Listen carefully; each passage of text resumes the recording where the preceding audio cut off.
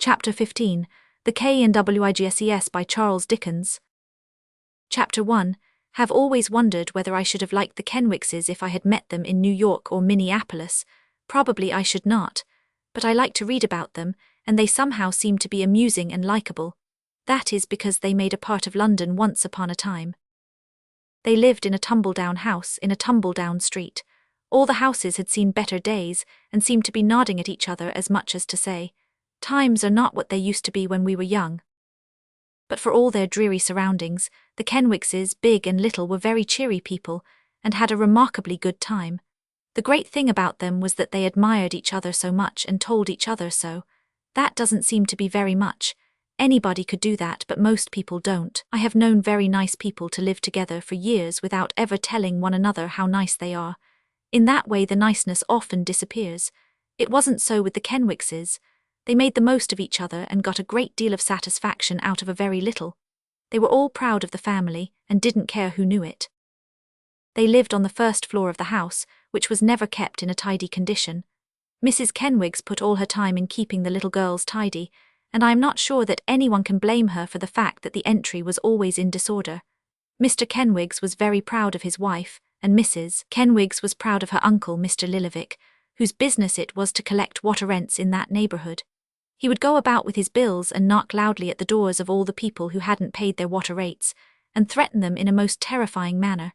So everyone was afraid of Mr. Lillovick except Mrs. Kenwigs, who was proud of him, for she was his niece.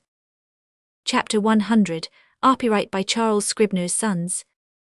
Chapter 1000, R.S., KENWIGS and the Four Little KENWIGSES. We are introduced to the Kenwigs children at a party, which Mrs. Kenwigs made in order to show off her uncle to the admiring neighbours. The reason why the children sat up for the party was because it was held in the sitting room, which was also the place where they slept. Chapter 1, Tea was a very great occasion, and the children were on their good behaviour. Uncle Lillovick was seated in a large armchair by the fireside, and the four little Kenwigses sat side by side on a small bench facing the fire, with their nice little pigtails tied up with blue ribbons. "They are so beautiful," said Mrs. Kenwigs, sobbing. It was very easy for Mrs. Kenwigs to sob. "Oh dear," said all the ladies, "but don't give way, do." "I can't help it," sobbed Mrs. Kenwigs.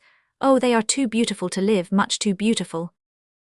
On hearing this, all the four little girls began to cry, too, and hid their heads in their mother's lap. This made a great excitement.